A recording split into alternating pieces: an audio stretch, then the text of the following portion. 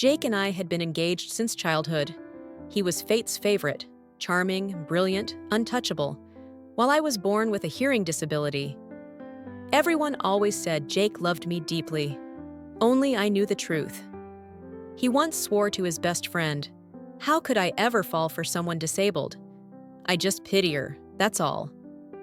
After that, I canceled the engagement and started seeing his sworn rival. Word had it that Jake nearly died that night. On my birthday, Jake said he had a special gift for me. As I touched the hearing aid in my hand, my heart filled with hope. I had good news to share with him too. But when I pushed open the door, he wasn't alone. Sitting beside him was Tiffany, perfectly made up, eyes gleaming. When she saw me walk in, she waved like the hostess of the evening. "Come on in, sit down," she said casually. Jake chimed in. "It's her birthday today, so I invited her over too. You don't mind an extra guest, right?" He looked apologetic, saying, "She insisted on coming. What could I do?" But you know, it's always been just the two of us in the past. He knew how much I hated crowds. But the moment Tiffany said a word, he changed completely. I sat down silently, bracing myself. Tiffany took a seat on the other side, right between us. She pushed the cake toward me and said, "Don't just stand there, make a wish." Tiffany was Jake's best female friend. They acted like real siblings, always shoulder to shoulder. Meanwhile, just a single touch from Jake would make me blush for half a day. Everyone knew about our childhood engagement. Jake even used to take my hand and say, "Let's go, my little bride." He said it so naturally, I thought he truly had feelings for me. But then Tiffany came into the picture. She slid effortlessly into Jake's world, blended in like she belonged. Wearing a stunning dress and flawless makeup, she looked me in the eye and said, "Jake and I are just like siblings. If there was anything between us, it would have happened already." The moment she said that, my stomach churned. I stood up. "Excuse me, I need to use the restroom." Jake immediately looked concerned. "Are you okay?" But Tiffany cut in with a laugh. "Oh, please don't fuss over girl stuff. Not even this cake can shut you up." Jake frowned and tugged at her collar. "Tiffany, you're getting bolder by the day." I felt invisible. They were so close, teasing, playing, as if I wasn't even there. The churning in my stomach only got worse. I quietly stepped out of the private room and splashed cold water on my face to calm down. Maybe it was time to have a serious talk with Jake. I really don't like Tiffany. Couldn't Jake keep a little distance for my sake? Just a little would be fine. After all, she's not exactly a sibling to him. But as I approached the room and just pushed the door slightly open, I overheard Tiffany ask, "Hey, do you really like her?" Her tone was so dismissive. I instinctively gripped the door handle. If it were the old Jake, he would have turned against anyone speaking ill of me, no hesitation. But this time, I waited and waited. Finally, Jake nonchalantly said, "How could I ever like someone disabled? I just pity her, that's all." My parents and Jake's parents were good friends, so when each of them had a son and a daughter, they made an agreement to arrange our engagement from a young age. Jake had grown more handsome over the years, but I was born with a hearing impairment. Luckily, he didn't mind.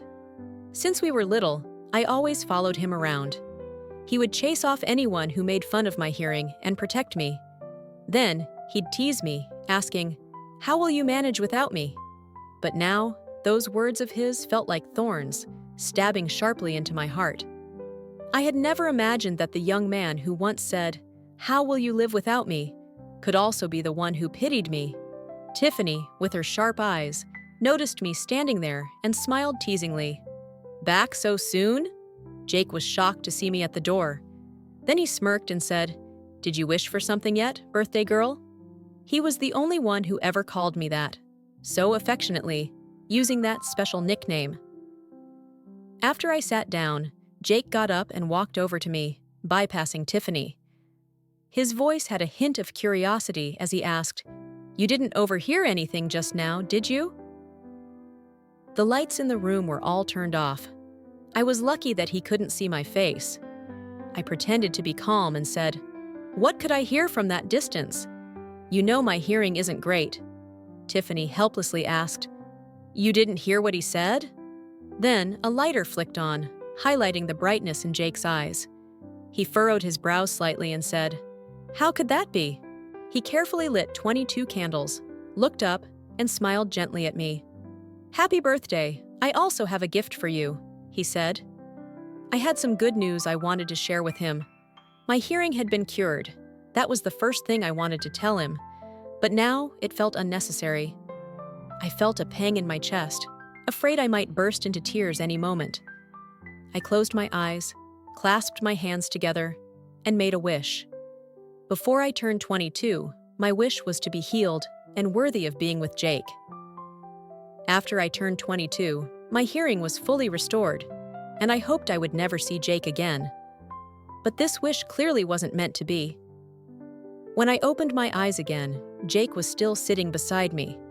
At this moment, I was facing him, and in his eyes, there was only me. Pretend deceit. Jake mysteriously pulled out a box and said, "Guess what's inside?" I stood up and interrupted him. "I don't want to guess. I'm leaving now." Jake's smile froze on his face. I walked out of the room, and Jake paused for a few seconds before following me. But I got into the car before him and immediately told the driver to start. The last glance I caught of Jake was his breathless face. I touched my eyes and realized that they were filled with tears. Suddenly, a mocking voice came from above me. "Crying is so pitiful."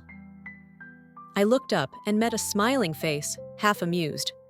"Going out for a round, bumping into Jake bullying you, and then getting in the same car. Is this fate?" I thought for a long time, and then finally remembered who he was. We had been rivals since childhood. Our achievements and appearances were always comparable, and it was hard not to be measured against each other. The more comparisons were made, the more we started disliking each other. Jake's enemy was my enemy, so I didn't want to see him either. I never expected to run into him at such an awkward moment. My phone suddenly buzzed with a few messages. Tiffany had sent me several texts. "What makes you think you can cling to Jake? Just because you have an engagement from childhood? Our game was supposed to be between us, and now you've ruined it. Do you have no shame?" Tiffany then texted again. "I see it now. You're just a green tea buck, huh?" I didn't care. I typed a quick reply. "What gives you the right to talk like that?" Then I was suddenly struck in the ear. I almost jumped out of my seat.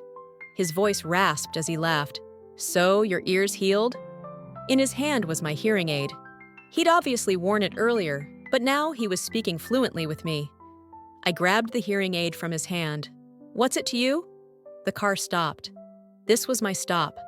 I was eager to escape from him and immediately got out of the car. As soon as I stepped out, my wrist was grabbed tightly. I turned around and found Jake there. His black hair was messy, and his helmet had fallen to the ground. He had ridden a motorcycle here and was waiting for me by the stairs of my building. Seeing Tiffany, his eyes immediately turned red. "You left me for being with him." "Hold on a second, am I wrong? Do you know how much effort I put into getting this birthday gift for you? I really spoil you too much."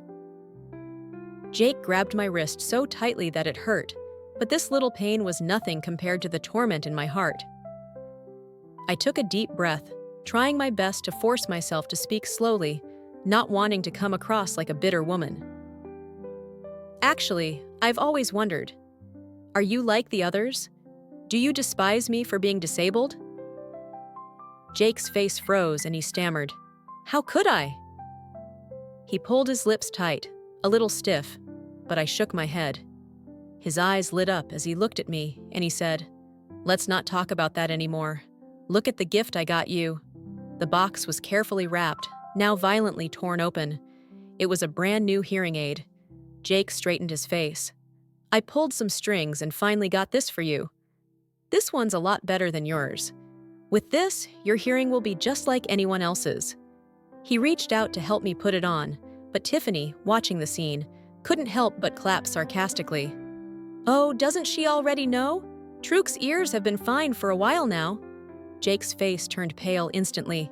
His eyes widened, his fingers making a cracking sound as he realized there was no hearing aid on me. He opened his mouth, asking, "What? You could hear?" Jake had asked me that 3 times in total. The first time was in elementary school when my hearing wasn't great, and I struggled to speak clearly. Other kids would call me a freak, laughing and saying, "She's deaf, she's deaf." I would defend myself, and little Jake would rush to my side, standing up to the bullies. "Don't you dare make fun of her!" That was when we were about 6 or 7. He would stand up for me, saying, "Next time, I'll make sure no one hurts you again." He'd puff out his chest like a little warrior, and in that moment, I thought to myself, with him by my side, no one will dare to hurt me. The second time was in high school. A boy confessed to me, but after I turned him down, he got angry and crushed the flowers he'd given me. He pointed at me and said, "I'm doing you a favor by liking you. You're disabled, and yet you think you have a choice. Have you looked at yourself in the mirror?" The petals scratched my hand, and my hearing aid fell to the ground. Jake appeared from nowhere, punched the boy, and sent him to the hospital. Afterward, Jake happily said to me, "Did you hear that? Don't listen to him. I told you he wasn't a good guy." I didn't mean to hit him, though. That was when Jake was 18. He leaned against the railing, his thin summer school uniform blowing in the wind. He looked almost perfect, like a dream. He casually asked, "So, Truk, you hear me now?" But this time, it wasn't to protect me. It was out of his own embarrassment. In 22 years of my life, everything seemed to change suddenly. I looked at Jake, my eyes reddened, trembling as I asked him, and then shook my head. "What are you saying? I can't hear you." For 20 years, he had spoiled me. I had given him 3 chances. The first was when I overheard him dismissively saying something outside the private room. I asked him, "Is there something you think I can't hear?" The second was now, in front of his greatest rival, where I willingly pretended I couldn't hear, just to maintain his dignity. Jake's expression finally calmed down. His face turned pale but regained some color, and he said, "I told you, your hearing is fine. How could you not tell me?" He smiled with a hint of disdain in his eyes. "How could it be that Tiffany speaks for you?"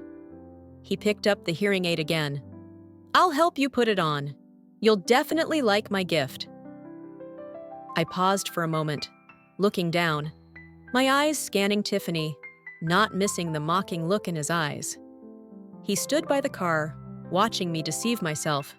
Finally, he sneered. "Such a good relationship." Jake glared at Tiffany. "I'll remember this debt." Tiffany got into the car and casually said, "If you keep interfering with her, then I'm a dog." I knew he was talking to me, but Jake didn't know. I gave him a cold glance and walked away. He reached out to grab my hand, but I avoided it. So, only when I was finally forced to look back at him did he act like he was in immense pain. "You're 22 now. Soon we'll get married." "Yeah, we'll get married." How could he be so heartless? I understood. I went back to my room, and Jake was still standing downstairs. I received a voice message on my phone. Tiffany had sent it.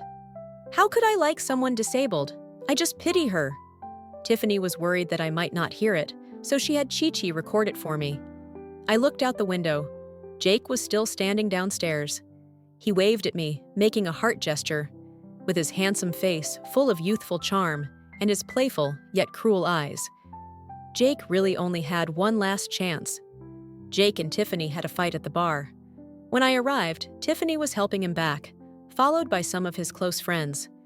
Their faces were familiar as they watched the two of them get close. As they passed me, Tiffany, as usual, yelled, "Move out of the way! You're blocking the path!" Jake, usually cold, instinctively pulled back his arm when he saw me. "Why are you here?" Before I could speak, Tiffany opened her mouth first. "You still have the nerve to show up?" Jake glared at her. "Tiffany, enough." I frowned. "What do you mean?" Tiffany looked aggrieved. This time, Jake's other friends angrily questioned me. "Tiffany, sister-in-law, you know that Jake and Tyler are sworn enemies. How could you get close to Tyler like that?" What do you mean, get close to Tyler? Don't take him seriously. Isn't Jake enough for you? Do you like seeing the two of them fight over you? Because of you, we've all been caught in the middle of this. Each sentence became more heated than the last. They looked at me with dissatisfaction, and those accusations were true. Tiffany was surrounded, flashing a mocking smile at me. I glared at them. You all go fight, don't you? Yes, we're all family. How could we just stand by and watch? I pointed at Tiffany, who was impeccably dressed. What about her? In this situation, how could we let Tiffany join in? She's still a girl. A girl? When there's nothing going on, you're all family. But when things get tough, she's just a girl. I nodded. Isn't she also one of your brothers? They were embarrassed, anger flaring up.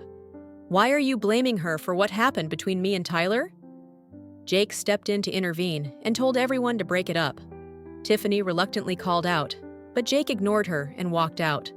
When it was just the two of us left, Jake leaned on my shoulder, acting like a child. Don't listen to them. I'll take care of them when I get back. He gently touched the hearing aid in my hand and whispered, I'm a little jealous. Go home early. After what happened with Tyler, staying close to him like this. I lowered my eyes. What's so close about it? We just happened to get in the same car. We're not even together. Jake frowned, his voice rising. We were together. Do you have any self-awareness at all? He sounded so angry, as if I didn't deserve him. I chuckled softly. You're asking me if I have self-awareness? Jake, do you? A loud clap of thunder suddenly struck, and the rain began pouring down without warning. I sighed tiredly and reached out to push him away. Jake swayed slightly, but quickly stood up straight. I looked at him. Look, you could have walked on your own, but you deliberately had Tiffany help you. You have so many good friends, yet you still chose her. Do you really lack a brother? Jake's face stiffened, and he stared at me, wide-eyed, opening his mouth but unable to speak for a long time. He reached out and grabbed my hand. You and she are just siblings. We're close, we're brothers, so hugging is normal. I finished his sentence for him. You really believe that? Can you believe it?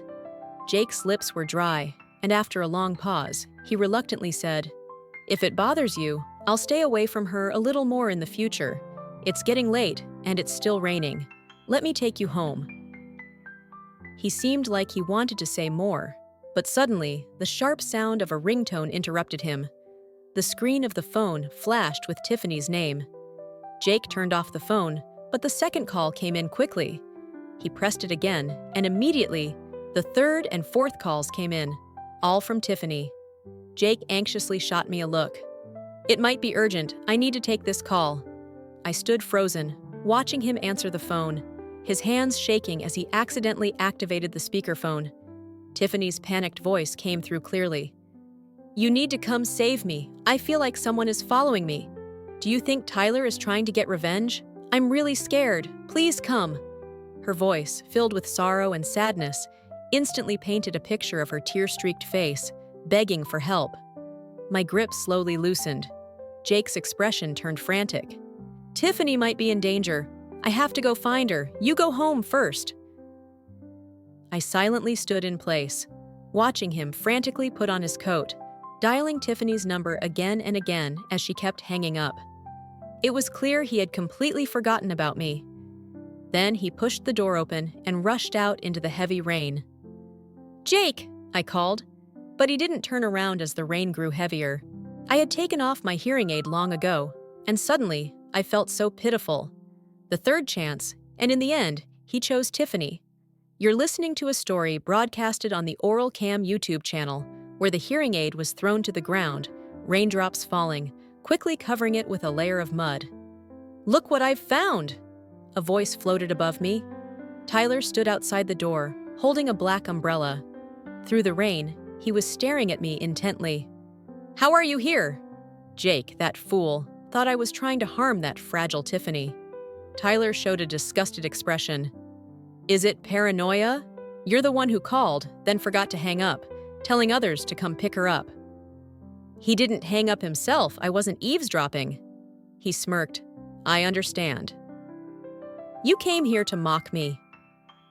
Tyler's face then grew serious. Let me tell you something, you're such a fool. Last time I helped you, and you weren't even happy. You refused to admit your ears were fine, all for Jake's ridiculous pride. Look at you now, how much damage have you suffered, falling away from him? Do you think you'll die without him? If I hadn't come, would you still be hoping Jake would remember you? I stayed silent for a few seconds. I'll lean on you, Tyler scoffed, glancing at me, and then coughed a few times. It's not that it's impossible. He tilted the umbrella slightly toward me, his playful eyes twinkling. He lowered his head and smiled, just as you wished. Tyler drove up, and by the time I got in the car, my whole body was dry, while half of Jake was soaked. The umbrella kept getting more and more off-center, more and more tilted. Tyler, on the other hand, seemed unaffected. He turned on the car's AC, and I didn't know where he got a new towel from, but he took it out, unwrapped it, and handed it to me. What would you have done without me? You wouldn't have been there crying, would you? I didn't say anything. I had my phone. I could have called someone to bring an umbrella. Please don't treat me like an idiot. Then why did you come with me? Tyler sat in the driver's seat, looking at me through the rearview mirror. Jake said I'm trying to hurt that fragile Tiffany.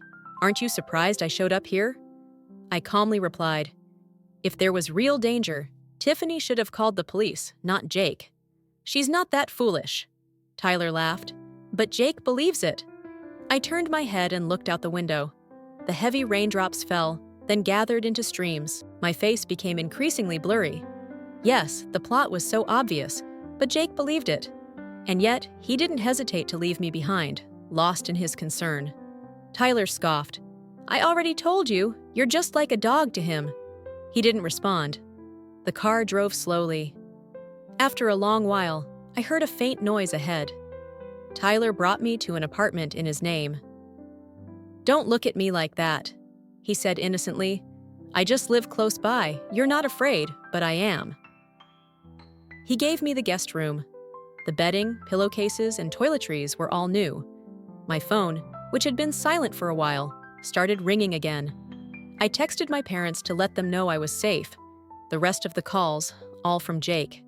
Tyler asked, Aren't you going to pick up? I watched the words Jake repeatedly flash on the screen. For the first time, I felt disgusted. Fearing he might have tracked down my parents' place, I finally answered. As soon as I picked up, Jake's worried voice came through.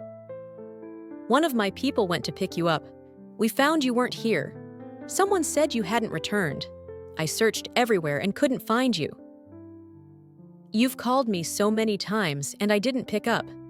Do you know how worried I am about you? Suddenly, Tyler spoke up. So Tiffany, are you done with your shower yet? I can't wait anymore. I looked up.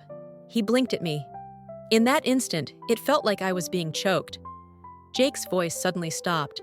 Then, there was only the sound of frantic, sharp breathing. Tyler, you dare touch her. I will never forgive you. Tyler chuckled lightly. Do you think I'm afraid?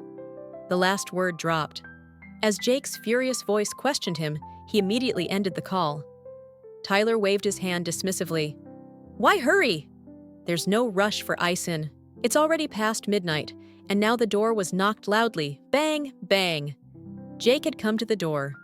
The rain was still falling outside. Jake looked like he had just come out of the water. His face was pale, and his black hair was soaked and hanging limp. He reached out as if to grab me. Jake froze. His lips trembled violently. After a long pause, he managed to say, Tiffany, I'm here to take you home, but I don't need to go with you. Where do you think you're taking my treasure? Suddenly, hands wrapped around my waist. Tyler slowly blocked Jake's view of me. Jake gritted his teeth, staring at us. You two being together has nothing to do with you. Jake's hand clenched into a fist at his side, his knuckles turning pale and violent. He must have used too much force. His nails dug deep into his flesh. Soon, fresh blood began to spill. I'm your fiancé. I shook my head. Not anymore, Jake cursed, opening his mouth. We've known each other for 20 years. From childhood to elementary school to high school, and then to college. We've always been together. I interrupted him. It's not we anymore. There will be no we in the future. I sighed softly. After all these years, after receiving all your care, Jake's entire body seemed to be drenched with ice-cold water, freezing him completely in place. Why are you suddenly saying this? Let's break off the engagement. I won't trouble you anymore. He interrupted me. His eyes reddened. Don't think like that. His lips were dry. He had bitten them until they bled. If this is because of Tiffany, I swear, there won't be another time. You don't like her, so cut ties with her quickly. Stay away from her completely. I was wrong today. I shouldn't have left you. He raised his head, staring at me intently. But you can't hold this mistake against me. You can't take away my chance because of this. That's not fair to me. Tyler crossed his arms. This scene felt so familiar. His voice even carried a hint of pity. Jake? You never paid attention to her hands. Jake's gaze shifted slowly, then suddenly froze when it landed on my hands. Your ears really are fine now. It was time to stop hiding the truth. How could I like someone disabled? I just pity her. I read each word clearly. With each sentence, Jake's face turned pale. This was the first time he couldn't look me in the eye. You said I didn't give you a chance, but I asked you, do you also look down on me? He didn't admit it. Then I pretended to be deaf, protecting his dignity. He believed it. I sighed sadly. One last time, you chose Tiffany over me. Tell me, why shouldn't I give you a chance? Jake clutched his chest, gasping for air, as if he couldn't breathe. His breaths came in sharp gasps. I don't hate you. I just don't want to admit I like you. But now it doesn't matter anymore. After all these years, I felt cold to the core. I really appreciate everything you did for me. Maybe you really did hate me, but you really did protect me as well. For 22 years, we've practically shared every moment of our lives. You, as a young man, once seriously told me, Tiffany, without me, what would you do? In the end, it was all just a dream, a fantasy. The cruelty of it was that this dream was something Jake had created himself. That night, Jake lost his mind and ran out. I thought it was finally his end. But when the sky began to lighten, I opened the door. I saw Jake. He was silently sitting against the wall, with a layer of mist on his eyelashes. Jake! I heard a sound. He took a long time to look up. Then he reached out towards me. In his palm was the shattered hearing aid. The hearing aid I had thrown away that day. He picked it up. Tiffany, please forgive me one more time. I looked at him. It was already too late to turn back. Jake smiled. If you're angry about those words, then now I'm disabled too. That's when I noticed his left leg. He was wearing black pants. Blood was slowly seeping through that area. Jake grabbed my sleeve. My leg's broken. I'm disabled too. Please believe me, I truly won't say anything like that again. You purposely fell to break your leg. I pulled my arm away from him. It was the first time I saw this side of him. Then what else should I do? Jake suddenly became frantic. He lowered his head, tears flowing down his face. Tell me, Tiffany, if not this, what else can I do to make you turn back? I lowered my eyes. Finally, I said only one sentence. Jake, don't let yourself be looked down on. Before being taken into the ambulance, he gripped my hand tightly and wouldn't let go. His face had turned pale, clearly unwell. Cold sweat ran down his forehead. Tiffany, he asked with a trembling voice, how did we end up like this? Yes, how did we end up like this? We still couldn't be together. In the end, I separated his fingers, one by one.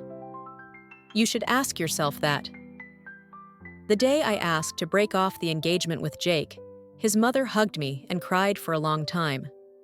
We didn't raise him well. Jake sat in silence on the wheelchair. Then, Tiffany suddenly burst in. "Auntie, we can't get engaged." Her ears were born with a congenital defect. In the future, they'll pass on to her children. Turns out, she thought we were going to get engaged. When Jake's parents stayed silent, Tiffany glared at me angrily. "Do you know what happened?" "That night, Jake went looking for you. He wanted to die. His father was worried about where you were. He drove through the heavy rain, and he nearly lost his life. Now he's broken his leg for you." Jake screamed, "Shut up!" Tiffany's face twisted in frustration as she continued accusing me with a sense of righteousness. "Tiffany, you're just a heartless person."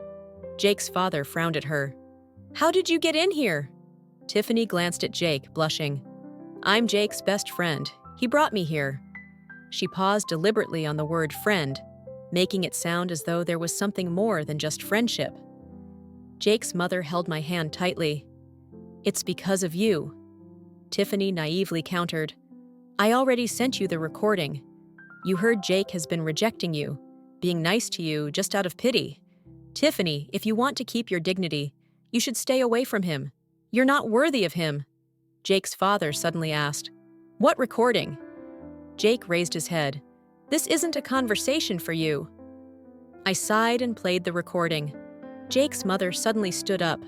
"Disabled? Pity? Jake, you've protected her all these years, and now you've thrown it all away? How could you say such words?" She held my hand tightly. No, you want to break the engagement. You've endured too much already. Take her out." As the guards entered, Tiffany was still ranting. "I'm just speaking the truth." Jake shot her a cold look, as if ignoring the fact that the two of them had once shared deep feelings for each other. As I walked out, Tiffany stood there like trash tossed at the gate of the complex. She quickly covered her face, and as she saw me, her eyes burned with hatred, wishing she could kill me. But before she could get a meter close, she was kicked out. I silently released the grip, preparing to strike back. Tyler disdainfully withdrew his foot, making a phone call. "Yeah, there's someone breaking into a household here. Full evidence. This is getting too troublesome. Come and take her away." "Why are you here?" Tyler glanced at me. "I came to see you off." How could I miss the chance to witness the breaking off of the engagement? "So, you came to supervise me?" Tyler had trained himself to a level of shamelessness where he could laugh without a care. "I can't help it. It's my job to see things through." I couldn't help but laugh. Tyler said it so naturally, but his eyes were so serious that it was hard to tell whether he was joking. Tiffany might have a bad mouth, but she did say one thing right. I said seriously, "Tyler, my hearing has a congenital defect, and it's genetic. I've had to endure this pain, and I don't want to pass it on to the next generation. Do you understand what I'm saying? I won't have children if you can't accept that." Tyler smiled with squinted eyes and said, "Well, that's great then." I was stunned. "Let me tell you a secret too. I'm sterile." He was of course a little embarrassed, but it didn't affect his usual confidence. "You don't want children, but I can't even have them. We're perfect for each other." Before the wedding, I saw Jake. He was sitting silently in his wheelchair, staring at me. The sunlight shone on him, almost making him look translucent. Jake's mother wiped her tears. "Take it slow, Jake is asking you. Please go visit him. He really can't be happy anymore." When I arrived, Jake's hands trembled. "Tiffany, you're about to get married." I nodded. He suddenly asked, "If I took you away, would you follow me?" Before I could respond, he smiled first and said, "Just kidding." He still liked to call me Tiffany, and he was the only one who ever called me that. I suddenly felt a little sad. But once it's over, it's over. Time was running out, and the MC was urging me to move forward. Tyler was about to flip the sky. I turned my head and heard Jake softly say from behind me, I used to imagine the wedding a lot. You look even more beautiful in that wedding dress than I imagined. But Tiffany, I never thought the groom standing next to you wouldn't be me. I truly, truly regret it. You're so good. You deserve anyone. But I've never been worthy of you. I'm sorry. I wish you happiness. After exchanging rings and kissing, Tyler kissed me harder. After seeing my protesting glance, he finally softened. I heard that during the drinking ceremony, Tyler, pretending to be jealous, drank 3 large glasses of wine meant for Jake. As a result, both of them were drunk. Aside from the stories about Tyler, Tiffany always asked why I liked her. Every time, I would point to the sky and swear, "Because your wife is smart, beautiful, kind-hearted, and lovely. Who wouldn't like her?" Just kidding. I could say that when she was still following Jake around, calling him brother. I had already liked her, right? At that time, Tiffany was so naive. Whatever Jake said, she would just do. Jake didn't really know me, and so she didn't either. The little lady would always look at me as if she wanted to raise her nose to the sky. When Jake gave her treats, I did too. After Jake gave her treats, she would eat it all. The snacks I gave her were thrown into the trash, and she seemed to want to stomp on them in anger. Clearly, mine were the better, more expensive ones, but the dark history had been erased. I said it honestly. What would I do if she still thought about Jake and ran after him? At the wedding, Jake hadn't given up and appeared, his deadpan face staring intently at Tiffany. He said a whole bunch of apologies, but it was clear he wasn't worthy of her. Pfoofed. Tiffany and I are perfect for each other. I poured 3 of his wine bottles. Do you think you've already gotten my approval to steal my wife? This is the wife I worked hard for, tirelessly striving for her, battling for her. As for Jake, well, he's just too stupid to lose her. I heard that Tiffany was still clinging to him.